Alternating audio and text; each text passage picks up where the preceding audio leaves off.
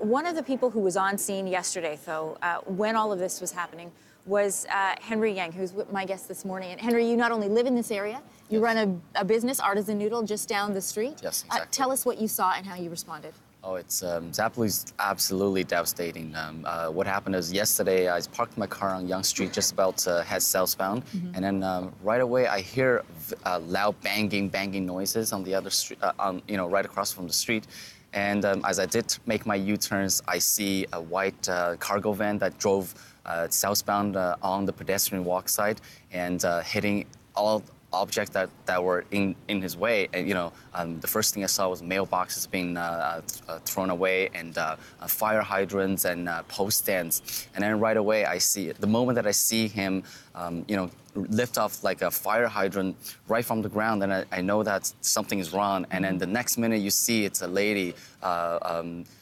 Sorry, actually, I couldn't remember if it was a lady or, memories there, but a pedestrian got hit by that car. So what happened is my first instinct, I'm gonna run after him, catch his license plate and maybe call the police. But that driver just went crazy. He kept on driving, making zigzaggings on the pedestrian walk, and just anybody and all pedestrian that he sees, he's going after it. And so it was targeted. Yes, it was. His intention was very clear that he's going after pedestrians and like objects on the sidewalk. He sabotages a lot of furnitures. Your reaction was to go after him. Henry, yesterday, police put out a call. They've released 2 hotlines, one of which is for people to come forward to give tips. Have you spoken with police at all yet? I have spoken with the officers as well and give them my witness. Yeah. And what is it that you remember most from yesterday? What's the clearest image for you?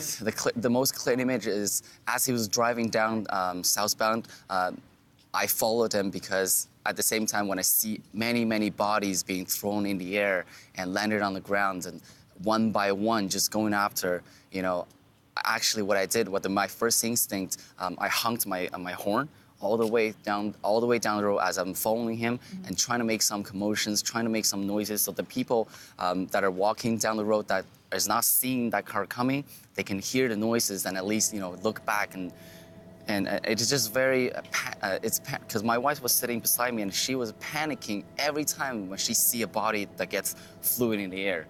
So it must have felt not real. Yes. Henry, how far did you follow the van? When did you stop? I followed him about one entire block down the road, and I started with him at the intersection of Yonge and Bain Avenue, and then I went down all the way to Empress, where I got stopped by the traffic.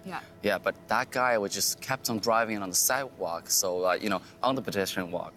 So he went very far. Henry, how does this morning compare to yesterday morning? I was just thinking, looking up the sky yesterday was such a beautiful morning, and people are coming out enjoying. But this morning, it's very murky. Like, it seems like the sky has gone into gray color. So, and the memories are just flashing back with, especially like. You seeing something like that live is very different than you see it on a screen. You hear it, I see blood gushing out everywhere on the streets. So it's there all the time. Some painful memories for you to deal with. You own a business in this area. Is your business closed for the time being? Yes, it is. It's been closed since yesterday. Okay. Yeah. I want to thank you for talking with us this morning. No Take problem. good care of yourself in the days to come. All right. Thank you. Thank you. All right, I want to send it back to Ben and Lindsey. So that's it from the scene from here. Just one other thing to point out. We talked about the multiculturalism of the city of Toronto, especially this community in particular. It is predominantly Chinese, Korean, Iranian, and you see that reflected in these signs here. Just before we were speaking to Henry, a dear Chinese grandmother came. She came to pray. She was at the wall and she was praying. And then as she walked away, in tears described to me, she said, "This is where I live. This is where I'm going to work today. This is wrong." So that's the scene here from North Toronto. Your morning will be back right after this.